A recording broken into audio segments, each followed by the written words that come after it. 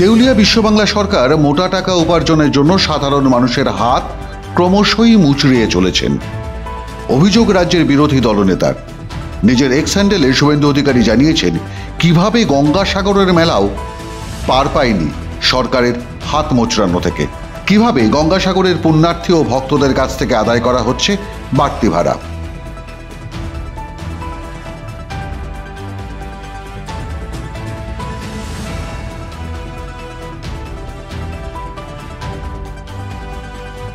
অথচ প্রতিদিন বড় বড় দাবি করা হচ্ছে, করছেন স্বয়ং রাজ্যের মুখ্যমন্ত্রী, যে রাজ্য সরকার গঙ্গাসাগর মেলায় শীর্ষস্থানীয় সুবিধা প্রদান করছে এবং রাজ্যের সরকারি সেই সমস্ত খরচ বহন করে কিভাবে সবচেয়ে ভালো পরিষেবা বিনামূল্যে দিচ্ছে সেই ঢাকও পাঠানো হচ্ছে। নিজের এক্স হ্যান্ডেলে আরও একবার রাজ্যের সরকার এবং মুখ্যমন্ত্রীর দাবিকে অসার প্রমাণ করলেন রাজ্যের বিরোধী দলনেতা শুভেন্দু অধিকারী।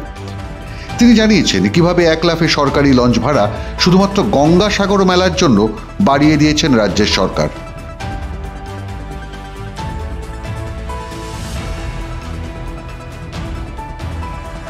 সব সার্ভিস বিনামূল্যে, এই দাবি বাস্তবতা থেকে অনেক দূরে। আসল সত্য হলো মমতা সরকার গঙ্গাসাগর মেলাকে তার শূন্য কোষাগার পূরণ করবার জন্য ব্যবহার করছেন। গঙ্গাসাগর মেলায় আসা ভক্তদের লঞ্চ নৌকায় বাড়তি ভাড়া দিতে বাধ্য করা হচ্ছে, যা স্বাভাবিক ভাড়ার থেকে বহু গুণ বেশি। কত বেশি দেখুন।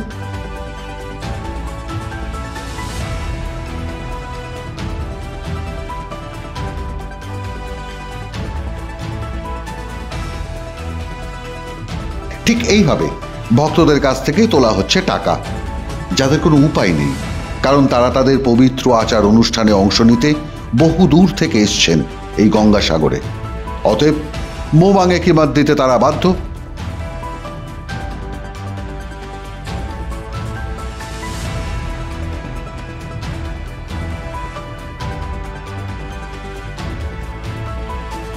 নামখানা থেকে বেনুবনের লঞ্চের ভাড়া ছিল 40 টাকা, তা বাড়িয়ে করা হয়েছে 85 টাকা, বাড়তি ভাড়া 45।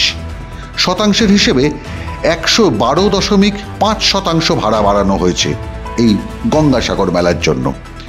কচুবেড়িয়া থেকে লট 8-এর ভাড়া যেখানে 9 টাকা, সে ভাড়া বাড়িয়ে করা হয়েছে 40 টাকা। বাড়তি ভাড়া চাইছে রাজ্যের সরকার, কত বেশি? 344%। এবার অঙ্কটা একবার কষে দেখবেন নাকি? তার আগে শুনে নিন রাজ্যের মুখ্যমন্ত্রী এবার গঙ্গাসাগরে আসা ভক্ত এবং পুণ্যার্থীদের সংখ্যা কত বলেছেন। প্রায় 1,10,00,000 মানুষ ক্রস করে গেছেন, পার হয়ে গেছেন। একটা ভেসেলের প্রবলেম হয়েছিল, আমরা সঙ্গে সঙ্গে শর্ট আউট করে দিয়েছি। এখনো প্রায় 7-8 হাজার মানুষ আছেন, তারা একটু থাকতে চায়, দেখতে চান, তাদেরটা আমরা আস্তে আস্তে করে দেবো। সরকারের দাবি 1,10,00,000 মানুষ ইতিমধ্যেই গঙ্গাসাগর মেলা ঘুরে গেছেন। এখনো 7 থেকে 8 হাজার মানুষ রয়ে গেছেন গঙ্গাসাগরে। অর্থাৎ গঙ্গাসাগরে মোট মানুষের সংখ্যা 1,18,00,000 মতো। এবং নামখানা বেনুবন রুট থেকে সরকারের বাড়তি রোজগার তাহলে কত হলো? 53,10,00,000। আর কচুবেড়িয়া লট 8 রুট থেকে সরকারের বাড়তি রোজগার হচ্ছে 36,58,00,000। অর্থাৎ শুধু গঙ্গাসাগরের 2টি রুটের লঞ্চ ভাড়া থেকে মোট বাড়তি রোজগার রাজ্যের সরকারের 89,68,00,000। অন্যান্য খরচের হিসেব নিয়ে না হয় অন্যদিন অঙ্ক কষা যাবে। সুন্দরবন ডেভেলপমেন্ট অথরিটি থেকে শুরু করে, গঙ্গাসাগর মেলা কর্তৃপক্ষ থেকে শুরু করে, ভারত সেবা সংঘ থেকে শুরু করে, যত এনজিও আছে, কলকাতাও গঙ্গাসাগর মেলা কমিটি আছে, ক্ষত্রিয় সমাজ থেকে শুরু করে, বিহারি সমাজ থেকে শুরু করে সমস্ত সম্প্রদায়কে আমি অসংখ্য ধন্যবাদ জানাচ্ছি। এত বড় একটা জলের ওপর দিয়ে মানুষকে নিয়ে যাচ্ছি, একবার ভাববেন না কি করে কাজটা করা হলো? আমরা তো খুব ম্যাজিক জানি না। মুখ্যমন্ত্রী ধন্যবাদ জানিয়েছেন, কারণ রাজ্যের দেউলিয়া সরকার চলছে কোনো অর্থনৈতিক নীতিতে নয়, স্রেফ ঝোপ বুঝে কোপ মারার নীতিতে।